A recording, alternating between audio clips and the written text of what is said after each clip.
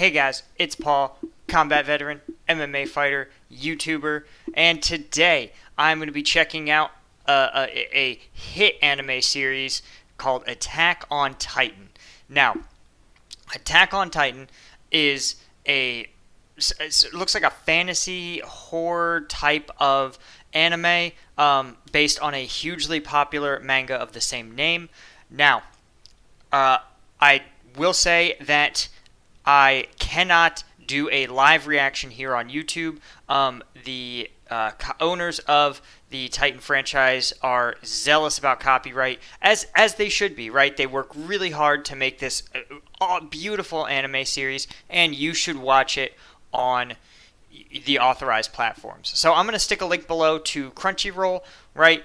Watch it for sure, and then come by and we'll talk a little bit about my reaction. So really this is going to look more like a breakdown, especially about the tactics that you see used and sort of the geopolitics. I mean, there's so much great material here just in episode 1. So, before we get into it, be sure, hit that subscribe button. Tell the YouTube algorithm that I am making quality content by hitting like. And, of course, if there's anything I miss in my analysis, right, without spoiling it for me, let me know in the comments below. Okay, having done that, let's get into my thoughts. So, my overall thoughts, first off, on the Titans and the Survey Corps as a concept. So it seems like the defensive system that humanity relies on inside the walls is pretty common to a lot of militaries where they have a garrison and a field army. This is actually how Rome organized their armies in the Empire, where younger, fitter troops doing their first period of military service would serve as the we're going to say offensive troops of the Empire, and then older, more experienced troops who had completed several years of service would be the garrison troops. And garrison troops were generally seen as a little bit lesser, a little bit lazier, a little bit less hard. But again, you're talking about seasoned campaigners who were very, very experienced in their own right. And so it's sort of interesting to me, again, that you see this complete distinction in the Survey Corps and Garrison, where it looks like the Garrison is really not very competent, not very highly trained, not very serious, and the Survey Corps, in contrast, takes incredible casualties, does an extreme amount of offense, and encounters the enemy constantly. And this is a absolutely terrible way to organize a military for the exact reasons that you see, right? You have this veteran Survey Corps who basically run their personnel into the ground, right? You just go out and out and out until it appears like you die. And you have this Garrison Corps that has zero experience in the field. A more logical way to do it would be to have some sort of either rotational system where you spend a year with the Survey Corps, and when you complete your time there and you've encountered a number of these Titans and you're experienced and you're not going to be paralyzed when you see one, then you transition to work the rest of your career in the garrison.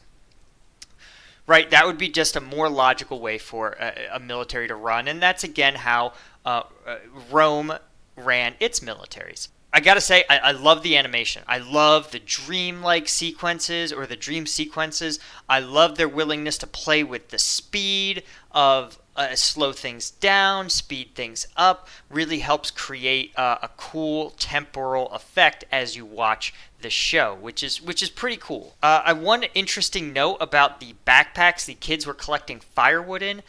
Believe it or not, they are actually the exact style of a very traditional Korean farmer's backpack. It's one of the earliest really human backpack styles that was ever developed. The only earlier one was found in the Swiss Alps by someone called Otzi the Iceman. He's a frozen mummy from about, I want to say the Bronze Age maybe, and he has a simple cloth A-frame backpack as well. So it's interesting to see there's a really strange blend of technology, right? Because you saw the bell, right? So there's a church bell, so they have iron working. Obviously, the omnidirectional 3D movement devices seem like they are, more advanced than our modern technology. But everyone appears to be living like something between either middle-aged medieval peasants or maybe up to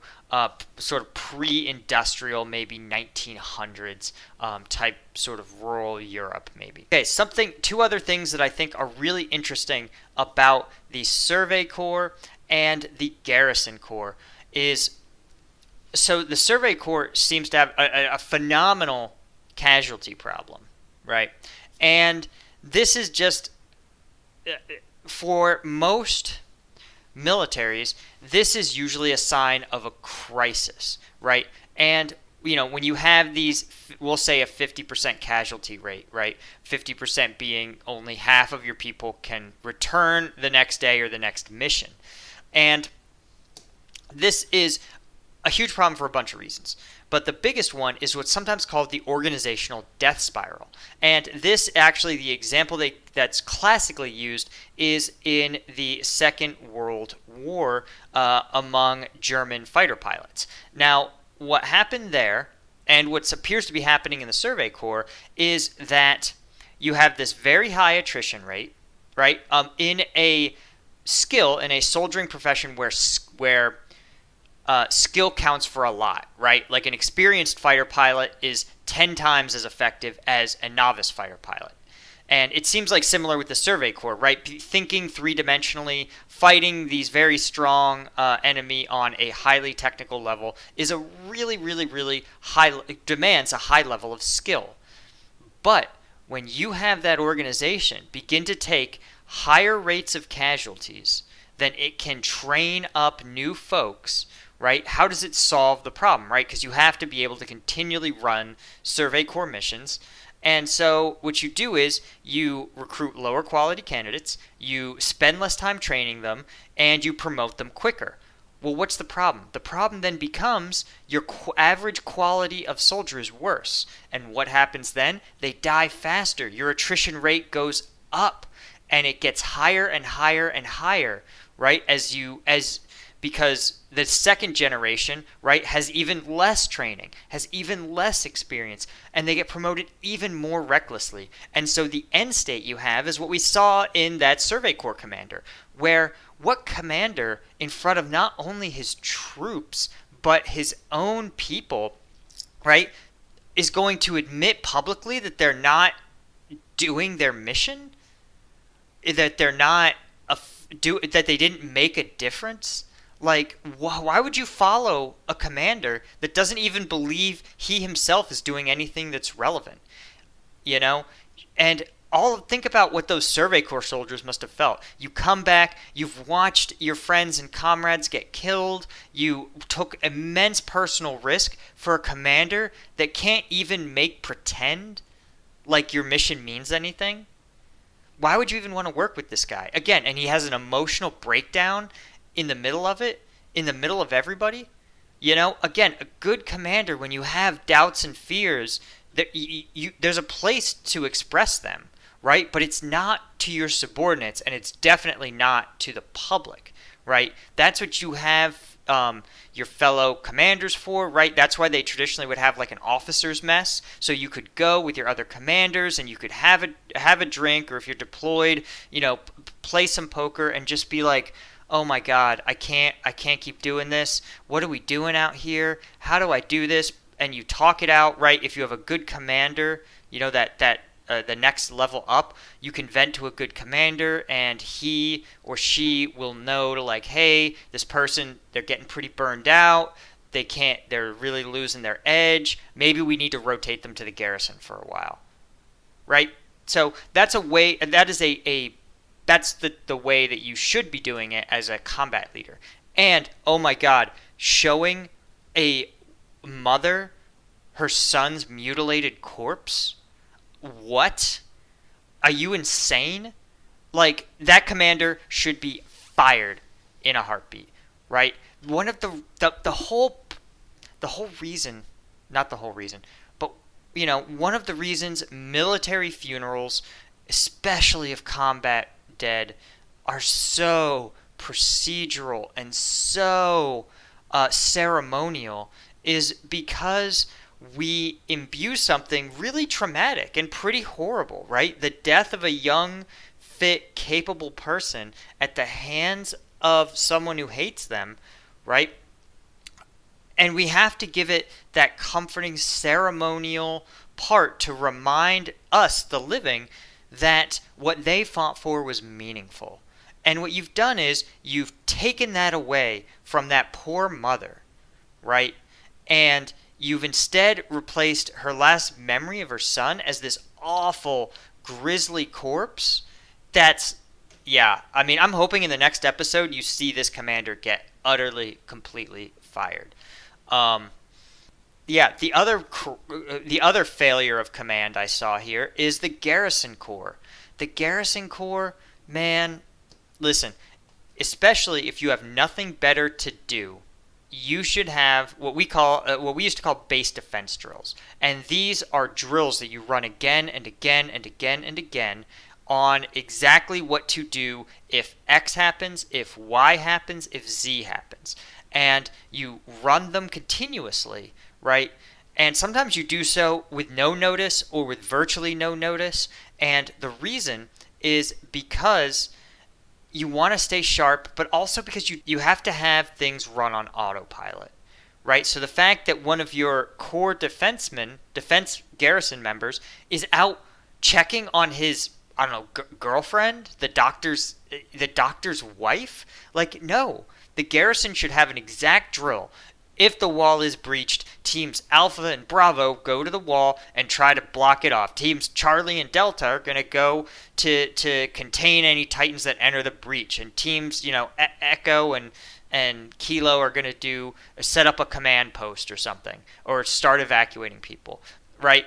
And obviously, if the Survey Corps seems to understand that you are most effective in groups operating together, right, then one Garrison Corps member should absolutely not be in a situation where they are operating by themselves.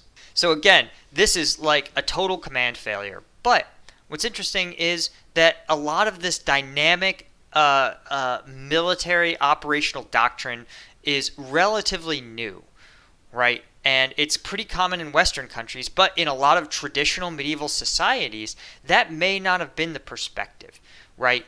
And especially in societies that end up glorifying the military, oftentimes these militaries lose a lot of their combat prowess in extended periods of peacetime, right? They become focused on things like internal politics, on ceremonial projections of power, and they kind of lose sight of what it is that their core mission is at its most fundamental. And it seems like that was the case here. Again, these are military members with very beautiful jackets, intricate unit patches, and definitely a big ego, but they don't seem to respect the fact that the reason you get to prance around in your fancy uniform is because you put in the work, right? Just like Ranger Regiment, they let them have their fun haircuts, they get slick-looking berets, but ultimately the reason they get away with it is because those guys do work. All right, the last comment I'm going to weigh in on the Survey Corps from Episode 1, the Garrison Corps from Episode 1, is the sunk cost fallacy. This is when Aaron argues that if he doesn't join the Survey Corps, then all their previous casualties will have been in vain. Now, this is what in economics and international relations and politics we call the sunk cost fallacy. And what that means is that you see how much effort something has taken, and you say, I've put in so much effort that to stop now would be foolish, right? This would be like, and the military analogy, right, is for example, someone invents the steam engine, right? Suddenly, the age of transportation and ships has fundamentally shifted, and you've put the age of sail to bed. But a lot of navies said, guys, we have plans to build 16 new beautiful sailing vessels. We can't stop now. We've already started. But here's the thing. They're junk. The sailing vessels were junk the day someone devised the coal steamship. And so the sunk cost fallacy would say, oh, we've already started, we have these big plans, everyone's invested in them, we've allocated money, and we've already started, so it would be a waste to not finish them. But in fact, it is a waste to finish them, right? Because you're never going to get back the time that you've already spent. But you can get back the time you haven't yet spent. Just like the Survey Corps, right? Yes, their old tactics were bad. High casualties, minimal gain, not really high return. But that doesn't mean that just because the old way wasn't working, that it's disrespectful to their memories to come up with a new, better tactical choice. Okay, that's all I've got right now in terms of tactical analysis of the Survey Corps and Titans and all this other stuff. But man, there's a ton of material. I'm already hooked. And if you guys like this video, again, this is a new topic for me. It seems really cool, but ultimately, I'm not going to make videos that no one's going to watch, right? So if you enjoy it, man, hit the like button, subscribe. I thank you guys for watching the whole thing. Also, check out my merch. Follow me on Instagram. I've got a second channel, all of it. And, of course, thank you guys for watching, and I will see you in the next one.